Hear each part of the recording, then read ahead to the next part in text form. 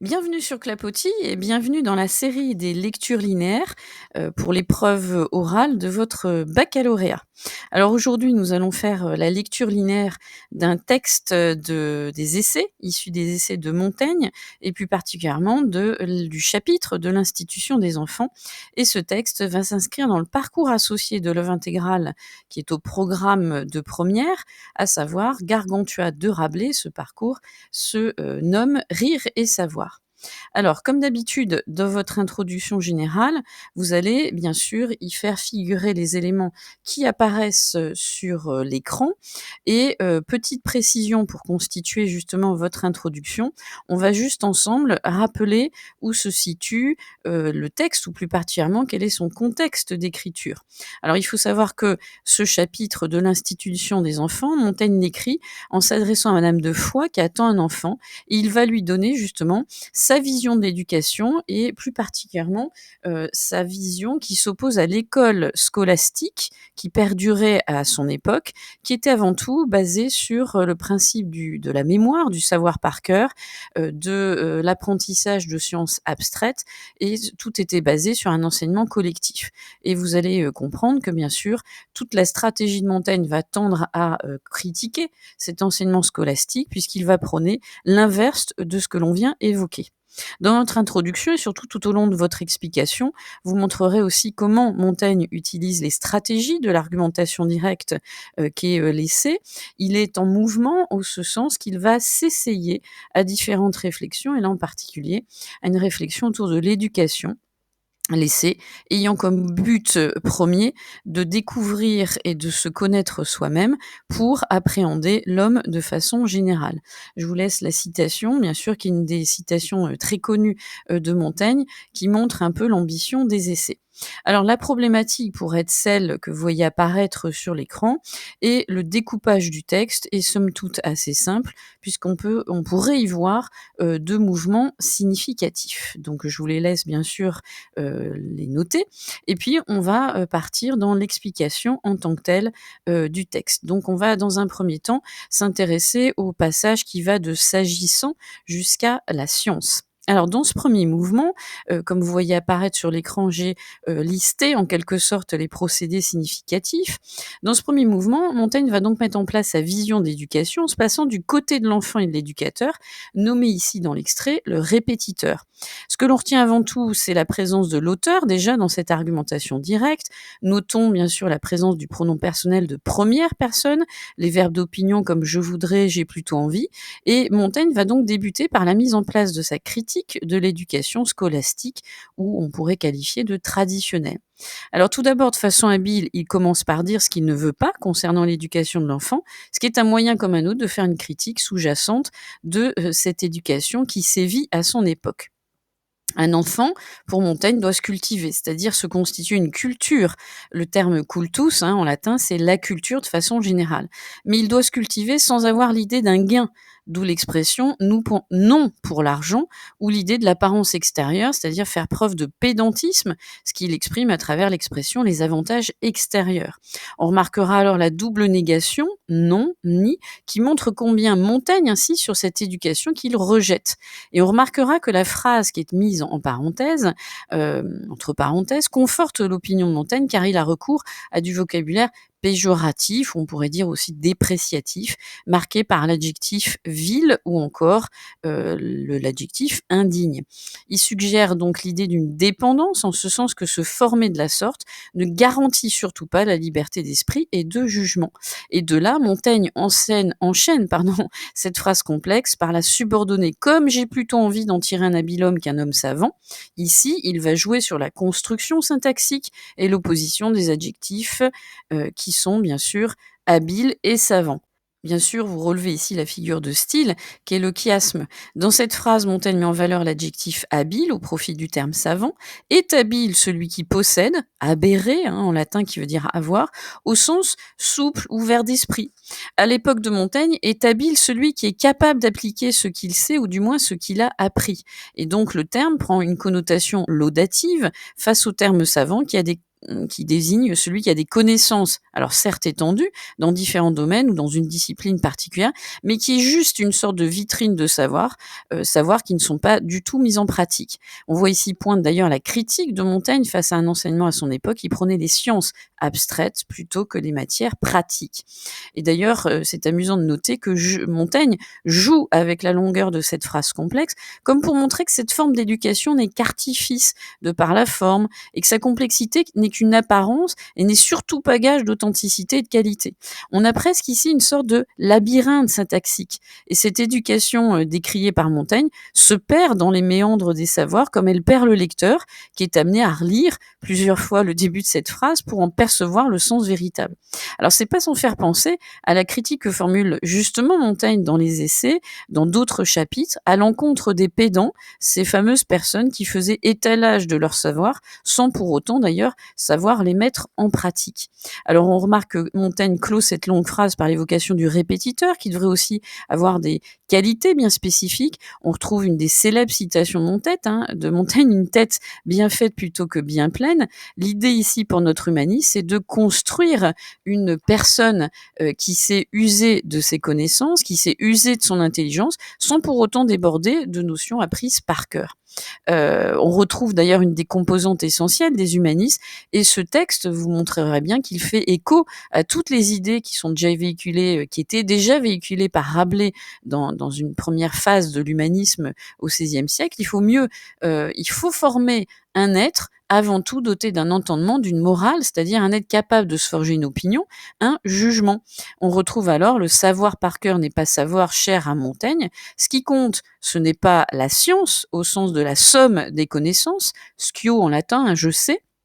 Donc, ce qui compte, c'est pas le savoir accumulé. Ce qui compte, c'est de former un esprit libre et capable d'exploiter à bon escient ses connaissances. On retrouve, bien sûr, la fameuse phrase de Rabelais dans Pantagruel qui disait que science sans conscience n'est que ruine de l'âme. Alors dans ce second mouvement, qui va donc, de «Et je voudrais que ce répétiteur, se conduise», donc là, en fait, on va avoir Montaigne qui va poursuivre sa démonstration en mettant en évidence systématiquement sa vision de l'éducation. Il met en évidence sa vision de l'éducation en opposition à celle à laquelle il se défend, de mettre en place sa critique. Alors c'est un habile face à face des 2 visions antagonistes et c'est une stratégie aussi efficace parce qu'elle laisse le lecteur de prendre position au final. Alors qu'est-ce qu'on remarque ici? L'usage du conditionnel qui montre que modestement l'auteur émet un souhait prononcé quant à la posture que devrait adopter le répétiteur. Répéter cette tournure permet d'insister auprès du lecteur et on retrouve cette même stratégie qu'on avait précédemment. Montaigne débute par la critique d'un système qu'il condamne. Alors la condamnation est d'autant plus habile car on remarque que Montaigne n'utilise pas l'argument ad hominem, c'est-à-dire il n'attaque pas directement ses détracteurs, il ne désigne pas ouvertement ceux qui font l'éducation à son époque, il utilise volontairement le pronom personnel indéfini on.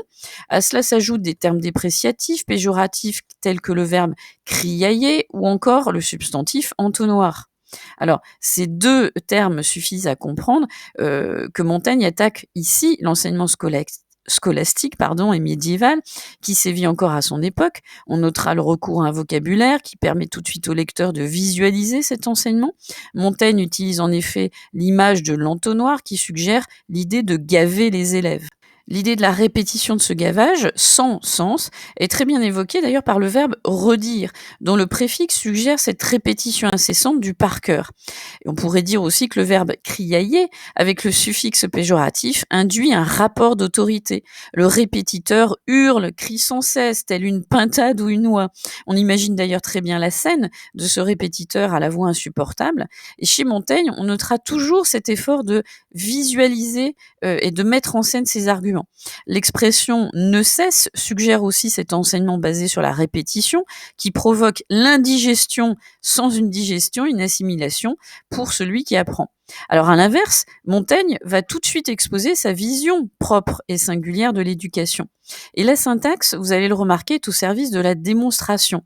Les phrases, cette fois-ci, s'enchaînent de façon posée, méthodique, qui propose une pédagogie individualisée, non plus collective. On remarque la succession des verbes à l'infinitif. Ils vont Alors, suggérer une progression dans l'apprentissage. L'âme de celui qui apprend est mise sur la sellette, dans le sens, le répétiteur invite l'élève à être soumis à une nouvelle réflexion. Ensuite, il y a une invitation à disputer, c'est-à-dire au sens forme disputare, réfléchir à deux, ce qui est tout à fait nouveau à l'époque, hein. Et là, Montaigne invite clairement le lecteur à réfléchir sur cette idée que l'éducation passe par un dialogue avant tout horizontal entre le maître et l'élève. La tournure, les lui faisant, montre aussi que le maître se fait avant tout guide, il conduit l'élève vers la réflexion, et on remarque d'ailleurs la métaphore du chemin que Montaigne utilise très souvent, dans les essais, hein. Éduquer, c'est ducere, c'est-à-dire en latin conduire, conduire vers le chemin, et lequel, celui de la connaissance. Les verbes de pensée, de parole soulignent bien d'ailleurs cette idée d'échange. On remarque le recours à l'adverbe quelquefois, qui est à l'opposé de ce que l'on soulignait précédemment. Il n'y a pas l'idée de la répétition sans cesse, mais plutôt l'idée de ne pas imposer une réflexion. On s'adapte à celui qui apprend lorsqu'il a envie justement d'apprendre et d'assimiler toutes ces connaissances. On notera aussi le parallélisme de construction de ces phrases qui donne l'impression d'un effet miroir. Les phrases se font écho comme le dialogue qui doit être un échange de paroles constructives entre celui qui apprend et celui qui fait apprendre. À cet instant, le conditionnel, vous le remarquez, est remplacé par un verbe de volonté au présent qui prend presque l'apparence d'un verbe de volonté qui se veut comme une évidence de présent de vérité générale. Et vous noterez aussi que la syntaxe est beaucoup plus claire, elle s'enchaîne plus simplement, de façon plus limpide que dans le mouvement précédent. À la manière scolastique, pédante, s'oppose ici une éducation qui détermine des relations claires et constructives entre les deux parties. Et donc, Montaigne va enchaîner sa réflexion dans la suite du texte, à partir de Socrate. Et là, je vous ai mis sur l'écran, hein, vous pourrez arrêter d'ailleurs pour voir effectivement, il fait référence à 3 noms d'auteurs, plutôt de philosophes antiques.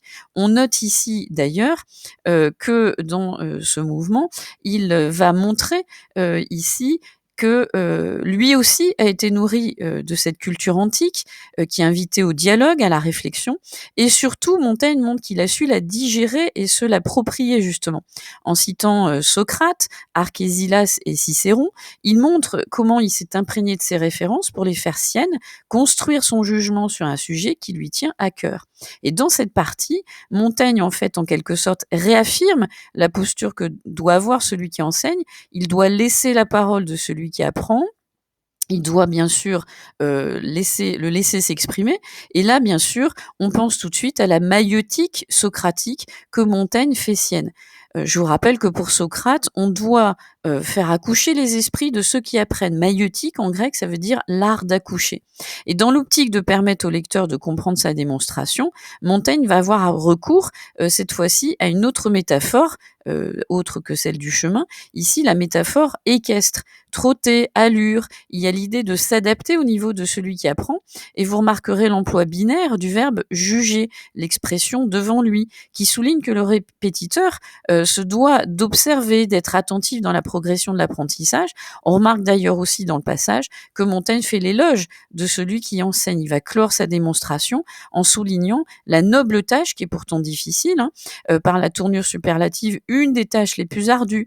Il souligne aussi par les adjectifs supérieure, bien forte, la grande vertu qu'aura celui qui saura se mettre au niveau de l'enfant. Et on remarque enfin le verbe guider, qui ici reprend cette idée d'accompagner l'enfant sur le chemin de la connaissance. Somme toute ici, Montaigne définit bien l'idéal humaniste: enseigner, c'est guider, accompagner celui qui sera amené à faire des choix dans sa vie, choix qu'il fera avec bien sûr son entendement et son jugement, qui sera consolidé au fur et à mesure des connaissances acquises. Là, on a bien un texte qui reprend toutes ces idées justement humanistes qui étaient aussi chères à Montaigne que à son prédécesseur qui était Rabelais. Et donc bien sûr, en conclusion, vous rappellerez l'idée globale et majeure, hein, de ce texte, et vous essaierez de faire une ouverture en mettant en évidence le lien entre ces 2 humanistes, qui ont chacun dans leurs œuvres respectives, montré toute cette réflexion qu'ils ont eue autour de l'éducation. Alors Rabelais faisant partie, de la première génération humaniste, plus optimiste, Montaigne, plus sceptique, mais toujours avec cette idée de faire en sorte, et de faire avancer justement, la réflexion autour de l'homme. Donc je vous souhaite de bonnes révisions et de bien assimiler justement ce